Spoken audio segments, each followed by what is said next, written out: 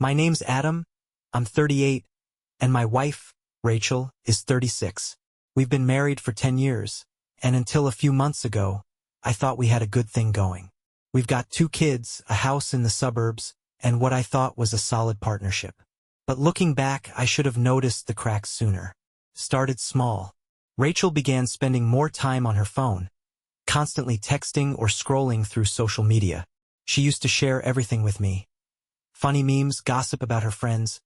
But now, her screen would go dark the second I walked into the room. When I asked her about it, she'd laugh it off and say I was being paranoid. Then came the excuses. She started working late more often, which was odd because her job as an interior designer had always been pretty flexible. "It's this new client," she'd say with an exaggerated sigh. "They're so picky, and I'm drowning in revisions." I tried to believe her. I mean, why wouldn't I? We'd been through so much together. Moving cities for her career, building a family, supporting each other through ups and downs. She wasn't just my wife. She was my best friend. But something felt off. There were little things that didn't add up. She'd come home from these late nights, looking too put together. Perfect makeup, hair freshly done. Or she'd talk about these work dinners but never mention who she was with. Whenever I pressed for details, her answers felt rehearsed, like she'd practiced them in front of a mirror. And then there were the fights. Rachel had always been fiery, but now it felt like she was looking for reasons to pick at me. "Why do you always leave your socks on the floor?" Or, "Can you try not to breathe so loudly?" Yes, she actually said that once. It was like she was building a wall between us, brick by brick, and I didn't understand why. I was starting to feel like a stranger in my own marriage. And then, about a week ago, I found the first clue that my gut had been right all along. The breaking point came last Thursday. Rachel was in the shower, and her phone buzzed on the nightstand. Normally, I wouldn't think twice, but something about the way she'd clutched that phone to her side all week had been eating at me. So I did something I'd never done before. I looked. The message was from a name I didn't recognize. Matt. It wasn't some generic work text either. "I can't stop thinking about last night face-blowing a kiss," it read. My stomach dropped. My hands started shaking as I scrolled up. The conversation wasn't long. Rachel must have been deleting messages, but what was there was enough to confirm my worst fears. Flirty texts, a photo of Rachel with her arm draped over a man's shoulder at a dimly lit bar, and then a message that hit me like a freight train. "It feels like old times. I've missed you." Old times. I knew exactly who this was now. Matt was Rachel's ex-boyfriend from college. She used to talk about him like he was ancient history, someone she'd long forgotten. But here he was, sneaking into my marriage like a goddamn snake. I kept scrolling, desperate to piece it all together. The texts hinted at meetups, dinners, drinks, and one hotel reservation that made my blood boil. It wasn't just emotional. It was physical. My first instinct was to storm into the bathroom and confront her right then and there, but something stopped me. I didn't want to give her a chance to weasel her way out of it. Rachel was smart, quick on her feet. She'd spin this into a misunderstanding if I wasn't careful. So instead, I grabbed her phone and took screenshots of everything, sending them to my email. Then I put her phone back exactly where I'd found it and sat on the edge of the bed, my head in my hands. When Rachel came out of the shower, she smiled at me like nothing was wrong. "Hey, want to order pizza tonight?" she asked, towel drying her hair. I stared at her, wondering how someone who looked so normal could be living such a double life. "Sure," I said, my voice hollow. "Pizza sounds great." The next few days were hell. Couldn't eat, couldn't sleep. Every time Rachel laughed at one of the kids' jokes or kissed me goodbye on her way out the door, I wanted to scream. But I played along, waiting for the right moment to strike. That moment came sooner than I expected. On Saturday morning, Rachel told me she had to run to the office to finalize some designs. My heart pounded as I watched her leave, her excuses sounding even flimsier now that I knew the truth. After she left, I decided to test a hunch. I logged into our shared account for the car's GPS tracker.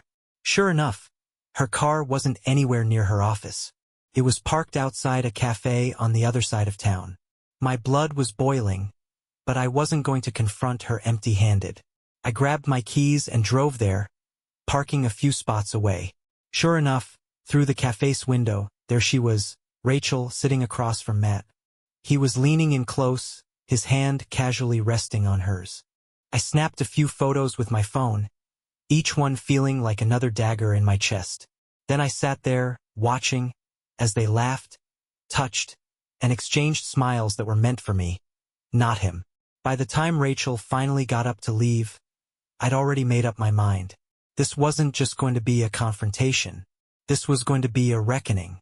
That Saturday night, I felt like a volcano about to erupt.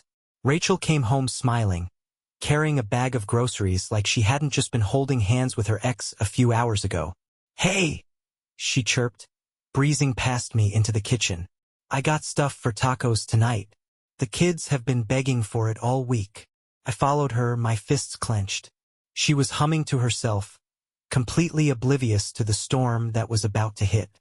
"Busy day at work?" I asked, my voice steady, though my heart was racing. She paused, glancing over her shoulder. "Yeah, super busy. I barely had time to grab lunch." She turned back to unpacking the groceries, like she wasn't spinning another web of lies. I leaned against the counter, crossing my arms. "That's funny," I said, watching her carefully, "because I was on the other side of town today, near that cafe you like. You know, the one you were at with Matt." Her hands froze midair, gripping a box of taco shells. Slowly, she turned to face me, her face a mixture of confusion and panic. "What are you talking about?" she said, her tone defensive. "You know exactly what I'm talking about," I snapped. "I saw you, Rachel. I saw you sitting there with him, holding his hand, laughing like you didn't have a husband and kids waiting at home." She blinked, her mouth opening and closing as she scrambled for an excuse. "Adam, it's not what you think," she finally said.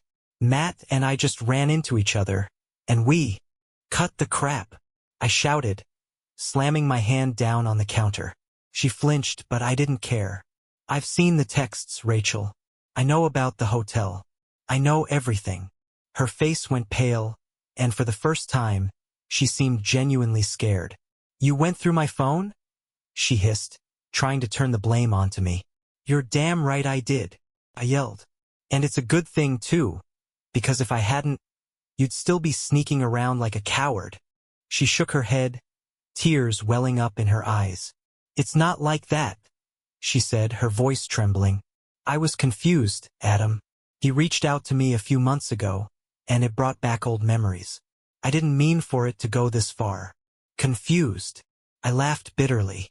"You weren't confused when you were texting him about last night. You weren't confused when you booked a hotel room. Don't stand there and act like this was some mistake, Rachel. You knew exactly what you were doing." She broke down then, tears streaming down her face. "I'm sorry," she sobbed. "I didn't mean to hurt you. I don't know.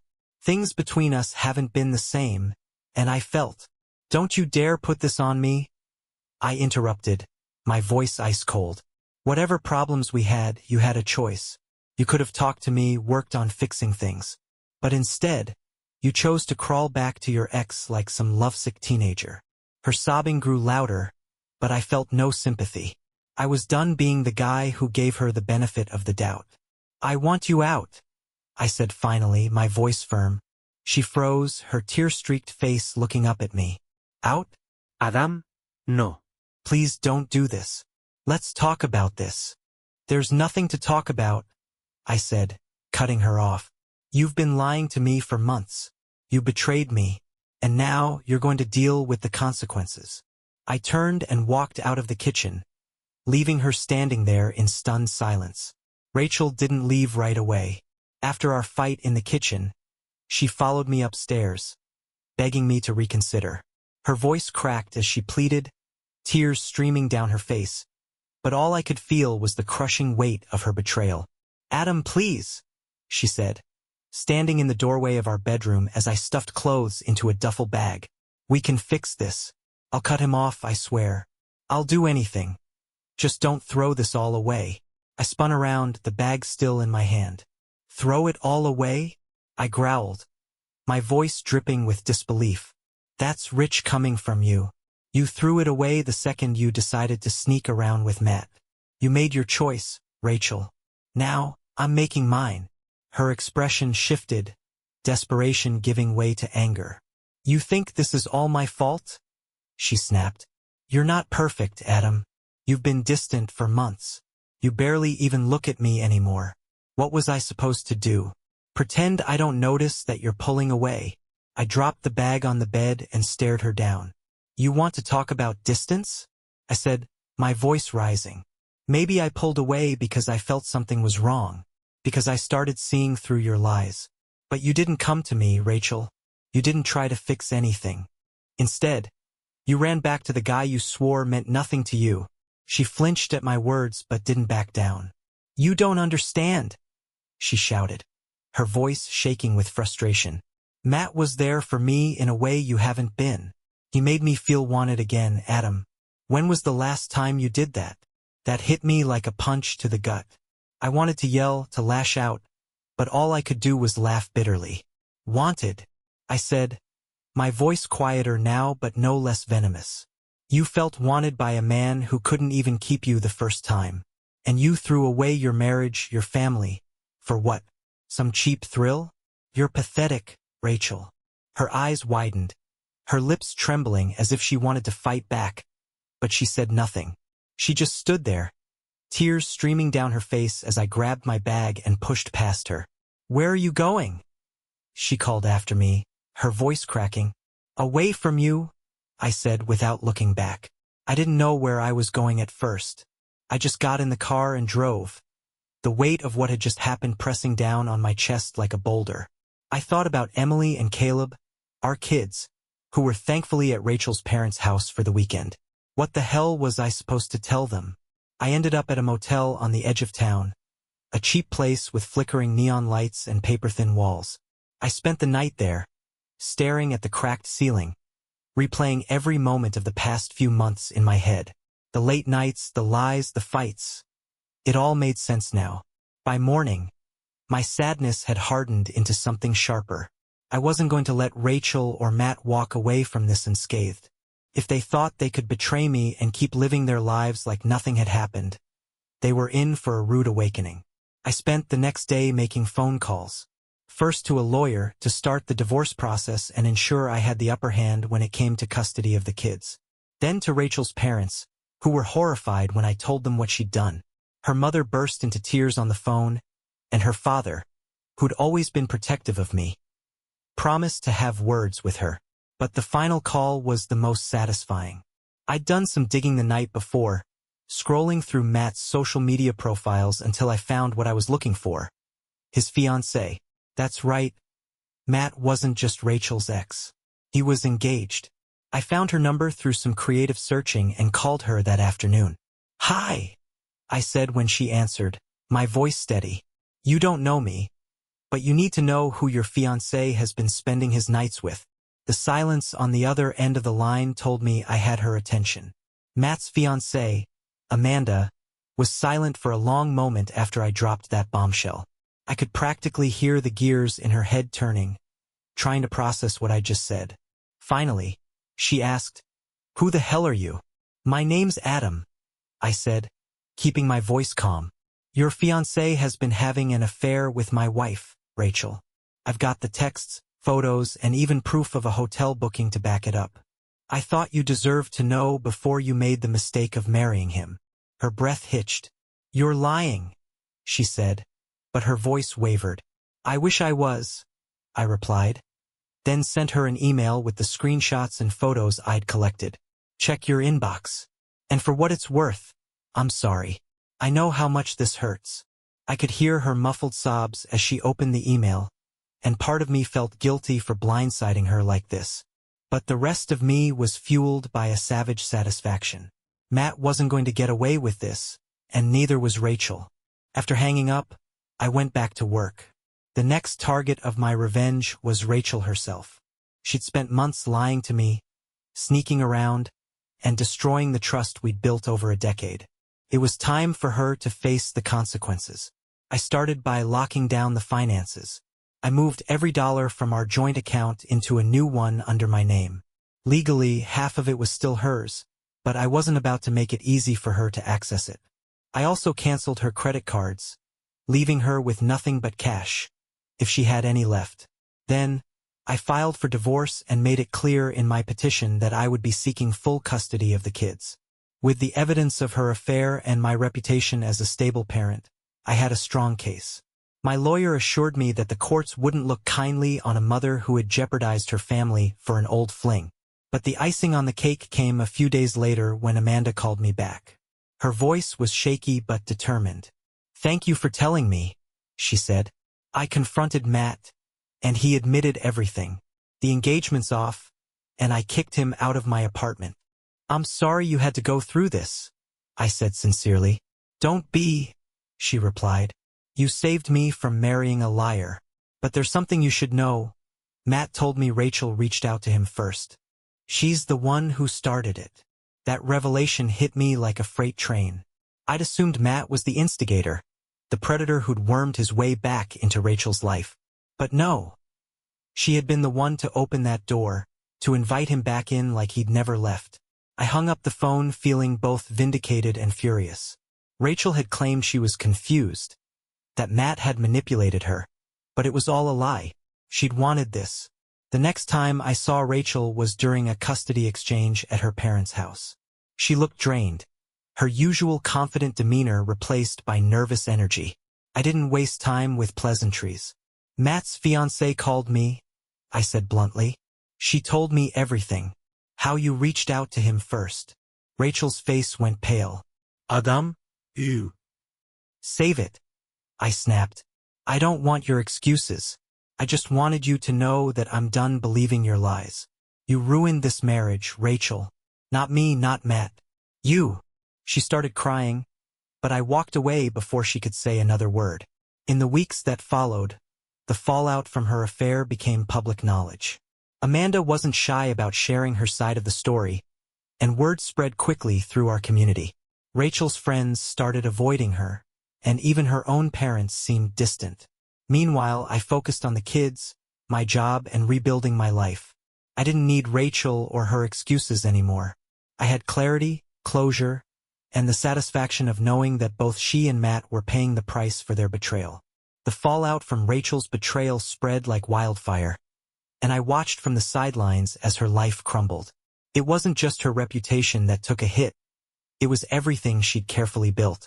Word about the affair had gotten out, thanks to Amanda sharing her story with a few mutual friends. Rachel went from being the charming suburban mom everyone adored to the woman people whispered about at PTA meetings. At first, she tried to spin the story, claiming it was a momentary lapse or a misunderstanding. But the evidence was too damning. The texts, the photos, the hotel booking, there was no escaping it. Her parents were devastated. Her father called me one evening, his voice heavy with disappointment. "I don't know what's gotten into her, Adam," he said. "This isn't the daughter we raised." Even her closest friends started pulling away. People who used to come over for wine nights stopped returning her calls. Rachel, who had once thrived on social connections, was suddenly isolated. But the real blow came when she lost her biggest client. Rachel's interior design business relied heavily on word-of-mouth referrals, and once her affair became public knowledge, people stopped hiring her. It didn't help that Amanda's family was well-connected in the area. They made sure everyone knew the kind of person Rachel was. She showed up at my door one evening, looking like she hadn't slept in days. Her makeup was smudged, her hair tied back in a messy bun. For a split second, I almost felt sorry for her. "Adam, can we talk?" she asked, her voice small. I stepped outside, closing the door behind me. "What do you want, Rachel?" Her eyes welled up with tears. "I've lost everything," she said. "The clients, the friends, my parents. Even the kids are starting to ask why I'm not around as much. I don't know how to fix this." Her words didn't spark sympathy. They sparked anger. "Fix it," I said, my voice cold. "You can't just erase what you've done, Rachel. Actions have consequences, and now you're finally facing yours." She wiped at her face, her tears smearing her mascara. "I know I messed up," she said. "But I'm still their mother, Adam. I need to be in their lives." "That's up to the court now," I replied, folding my arms. "You made your bed, Rachel. You don't get to cry foul now that you're lying in it." For the first time, she didn't fight back. She just nodded, defeated, and walked away. Meanwhile, I was doing my best to shield Emily and Caleb from the chaos. They didn't need to know the details, they just needed stability. I took on every school drop-off, every doctor's appointment, every bedtime story. I wanted to make sure they felt safe and loved, even as their world shifted. And then there was Matt. After his fiancée dumped him, he moved out of town. I heard through the grapevine that he was staying with his brother in another state, licking his wounds. Part of me wanted to confront him one last time, to look him in the eye and let him know just how much damage he'd caused. But in the end, I decided he wasn't worth it. Rachel's life was a mess, but mine was finally starting to rebuild. I wasn't the same person I'd been before the affair. I was tougher, more cautious, and more focused on what really mattered. But there were still questions lingering in the back of my mind. Could Rachel ever redeem herself? And even if she could, would I ever be able to forgive her? Rachel's downfall wasn't something I celebrated, but I'd be lying if I said there wasn't a grim satisfaction in knowing she was facing the consequences of her choices. I thought she'd reached rock bottom, but then came her desperate plea. It was late on a Sunday evening. The kids were asleep, and I was sitting on the couch with a beer, scrolling mindlessly through my phone, when I heard the knock at the door. I frowned. It was almost 10 p.m. I wasn't expecting anyone. When I opened the door, Rachel stood there. She looked worse than the last time I'd seen her. Her eyes were bloodshot, her face pale, and she was clutching a folder against her chest like it was the only thing keeping her upright. "Adam," she said, her voice trembling. "Please, can we talk?" I didn't want to let her in. I didn't want to give her any more of my time. But the folder caught my attention. Reluctantly, I stepped aside and gestured for her to come in. She sat down on the edge of the couch, clutching the folder like a lifeline. "I've been thinking a lot," she began, her voice barely above a whisper. "About everything I've done, about how I hurt you and the kids. I know I don't deserve forgiveness, but I need to make things right." I crossed my arms and leaned against the doorframe. "Rachel, we've been over this. There's no going back. The divorce is already in motion. The custody arrangement is set. What more is there to say?" Her hands shook as she opened the folder and handed it to me. Inside were printouts of emails, financial records, and what looked like legal documents. I flipped through them, my confusion turning to shock. It was all about Matt. Rachel had been digging into his past, and what she found was worse than I could have imagined. He wasn't just some manipulative ex. He was a full-blown predator. There were complaints from other women, accusations of fraud, and even a restraining order from a woman in another state. "I didn't know," Rachel said, her voice cracking. Un sivir, Adam. I thought he was just someone from my past. Someone who made me feel wanted again. I didn't realize what he really was until it was too late. I stared at her, anger and disbelief warring within me. "So, what's your plan, Rachel? Why are you bringing this to me now?" "Because I'm scared," she admitted, tears streaming down her face. "He's been calling me, Adam, threatening me, saying he'll ruin me, that he'll take the kids away from both of us if I don't." She broke off, sobbing into her hands. I felt a cold wave of dread wash over me.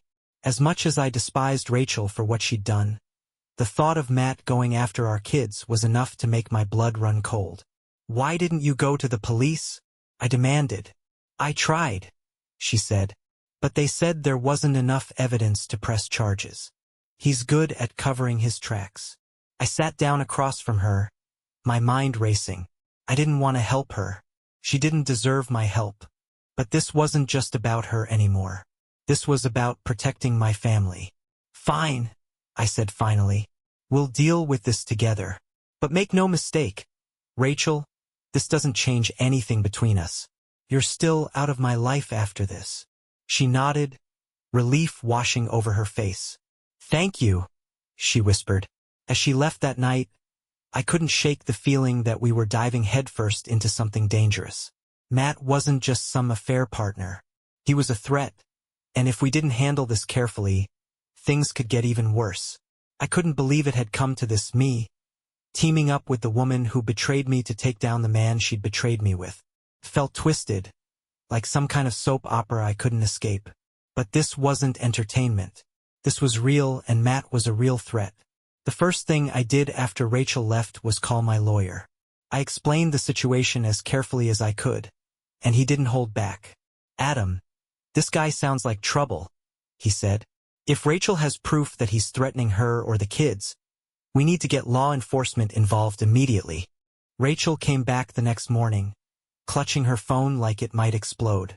She showed me the messages Matt had sent her, vague at first, then increasingly hostile. "Matt, I know what you're trying to do. Don't push me. Matt, you think Adam can protect you? You have no idea who you're dealing with.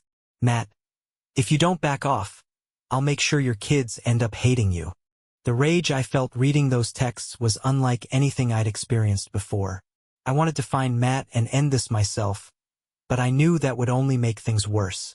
Rachel and I went to the police station together that afternoon, armed with the texts and the folder of evidence she'd compiled. The detective we spoke to, a grizzled man named Ramirez, listened intently as we laid it all out. "This isn't the first time we've heard about this guy," Ramirez said, flipping through the documents. "But getting something to stick has been tough. He's smart, knows how to stay just inside the law. Still, these texts are a good start. We'll file a report and get a restraining order." "A restraining order?" Rachel snapped, her voice shaking. "That's it? Do you think a piece of paper is going to stop him?" Ramirez sighed. "I get it, ma'am, but this is how the system works. If he violates the order, we'll have grounds to arrest him. In the meantime, I'd suggest being cautious. Change your routines.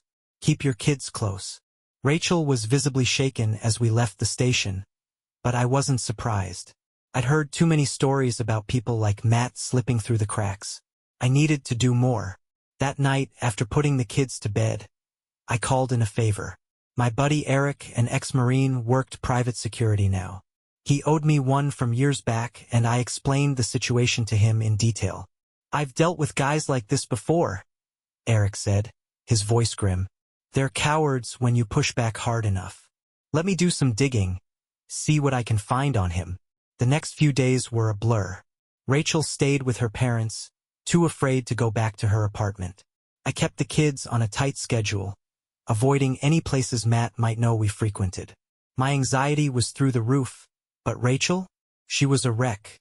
One night, she called me, her voice barely above a whisper. "He called me again," she said, "from a blocked number. He said he's watching me, Adam. He knows where I am." I gripped the phone tightly, trying to keep my voice steady. "Did you tell the police?" "They said it's not enough to act on," she replied, her words trembling. "Adam, I don't know what to do." "Stay put," I said. "I'll handle this." 2 days later, Eric called me back. "You're not going to like this," he said. "Matt's got a history of skipping town when things get too hot. If we don't corner him fast, he'll disappear again." "We need a plan," I said. "Already working on it," Eric replied. "But Adam, you need to be prepared for this to get messy." I hung up the phone, my mind racing. This wasn't just about Rachel or even me anymore. This was about keeping my family safe from a man who thrived on manipulation and fear. It was time to end this once and for all. Eric's plan was simple but effective. Bait Matt out of the shadows and confront him somewhere he couldn't escape. It wasn't my first choice. I didn't want to deal with this psycho face to face. But Eric assured me it was the best way to corner him before he could disappear again. Rachel was terrified when I told her the plan. "Adam, this is crazy," she said, pacing around my living room. "What if he does something? You don't know what he's capable of." "You're right," I said. "I don't. But what I do know is that running won't stop him. If we don't deal with this now, he'll keep coming after us, or worse, the kids. I won't let that happen."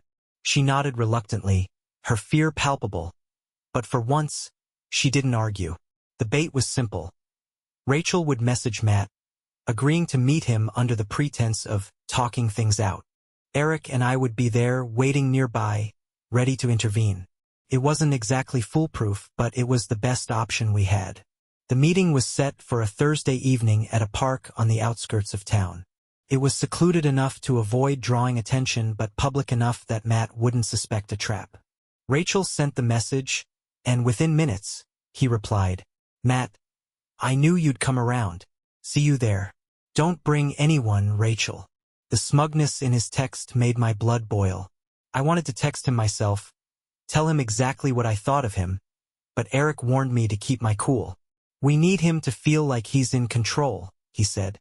The hours leading up to the meeting were nerve-wracking. Rachel was visibly shaken, her hands trembling as she rehearsed what she'd say. I wasn't much better, pacing the house like a caged animal. Eric, ever the professional, stayed calm, checking his equipment and going over the plan again.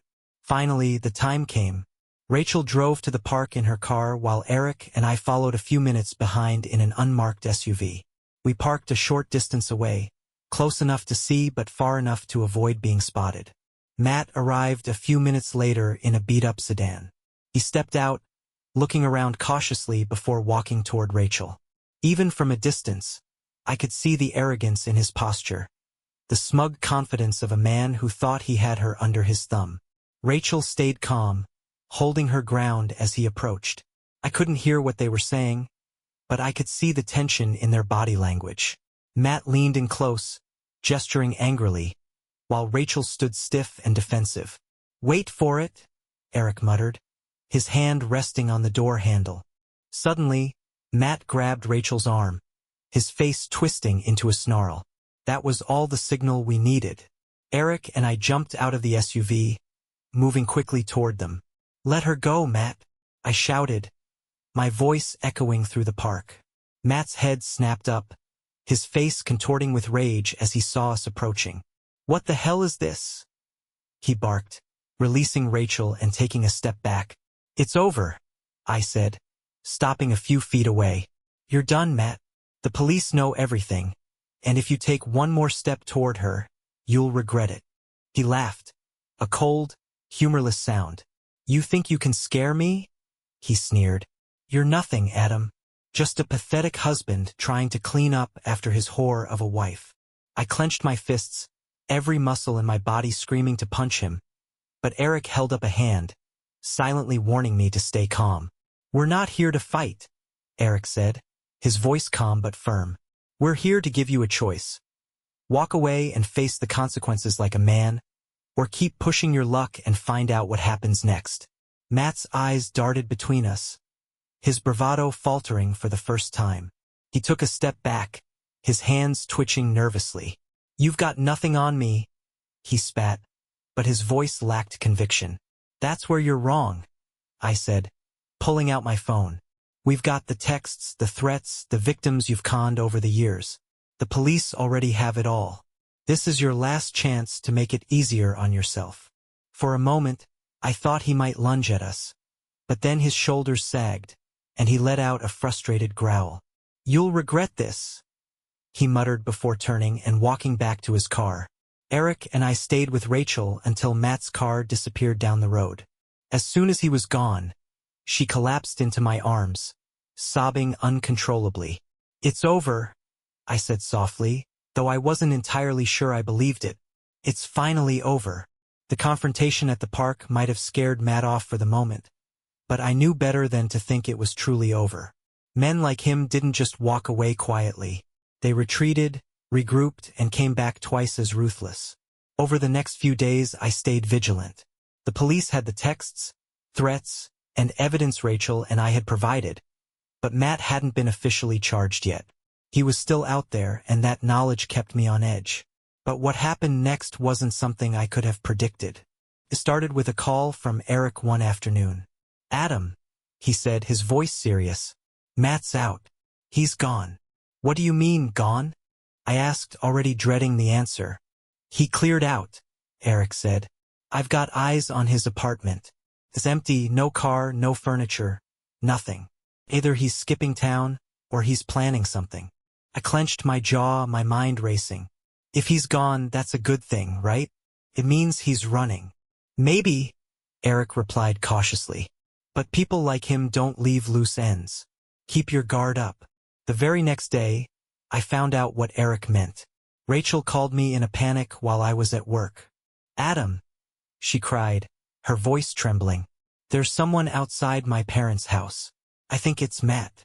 I left work immediately, driving like a madman to her parents' house. When I got there, I saw a car idling down the street, its windows tinted so dark I couldn't see inside. As soon as I pulled up, the car sped off, tires screeching. Rachel came running out of the house, tears streaming down her face. He's watching me, Adam, she sobbed. He's not going to stop.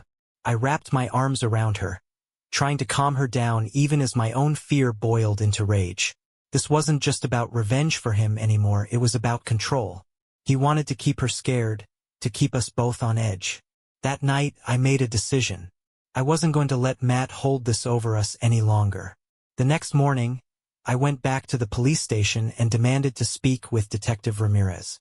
This guy is dangerous, I said, slamming the folder of evidence onto his desk.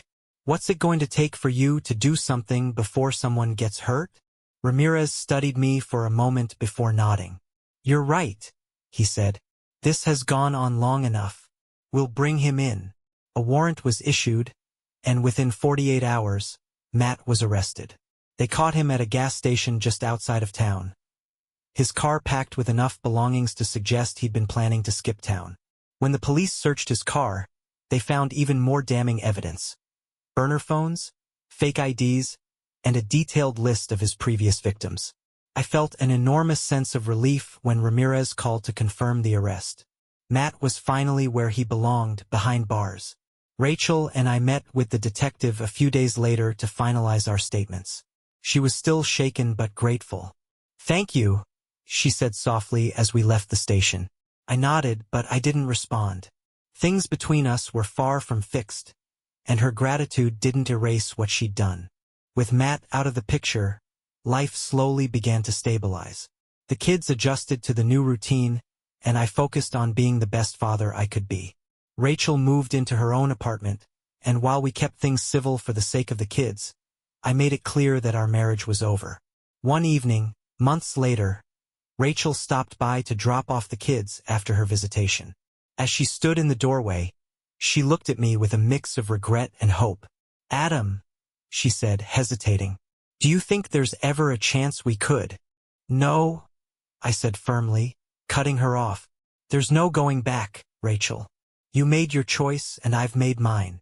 She nodded, tears welling up in her eyes, but she didn't argue.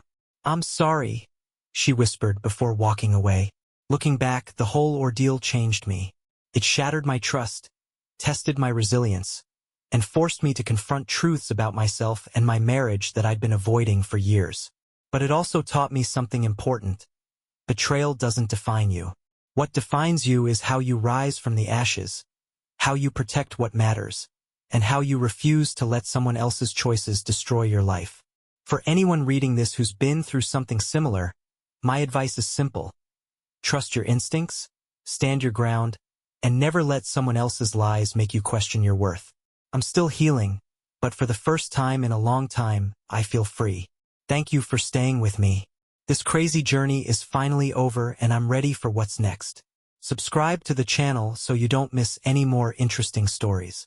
And leave a comment with what you would do in this situation. See you in the next videos.